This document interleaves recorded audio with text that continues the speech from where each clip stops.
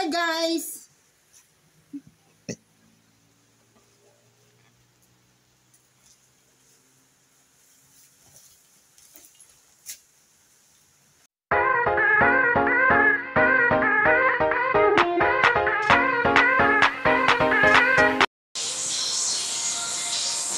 Yo, what's up?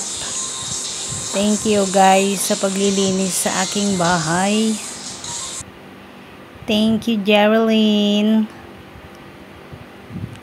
At yun na nga guys, napag-utusan natin ang aking kapatid na maglinis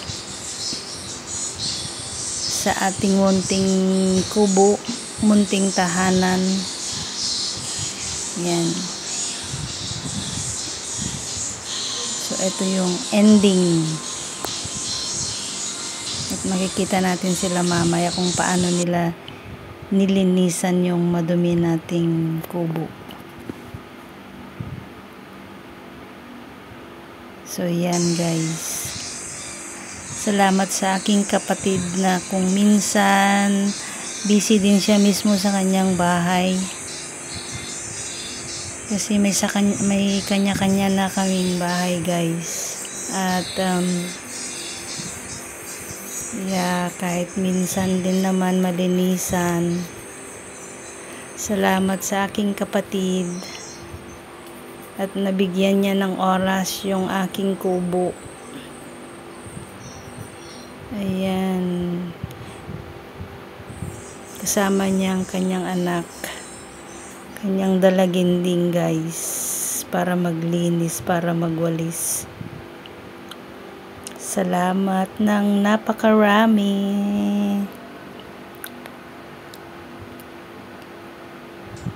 So yan, medyo okay na. Thank you, Geraldine. Ayan si ate, o yan, linis time sa kusina. Actually, yung bahay na yan guys, yan, minsan lang malinisan. Syempre alam nyo na nasa malayo tayo guys, kaya si ate ang tumitingin. Marami din siya kasing alagang baboy, baka, kambing.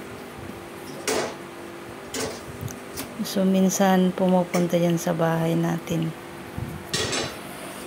Sa bahay kubo, kahit munti ang halaman doon. Salamat, ate ko. At yan na. Punas dito, punas doon. So,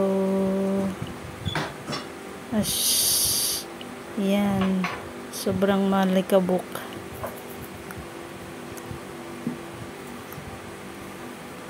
Lahat ng gilid pinunasan na guys. Salamat ng napakarami aking kapatid.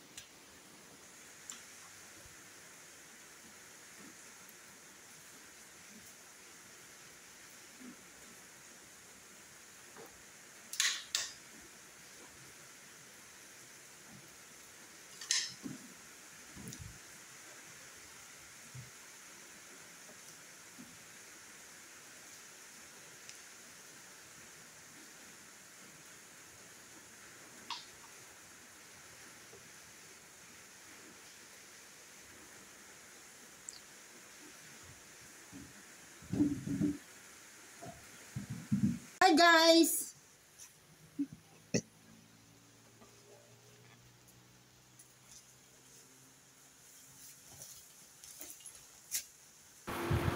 Madamo na siya guys kasi tag-ulan. Madaling tumubo yung mga damo sa gilid-gilid. Ayan.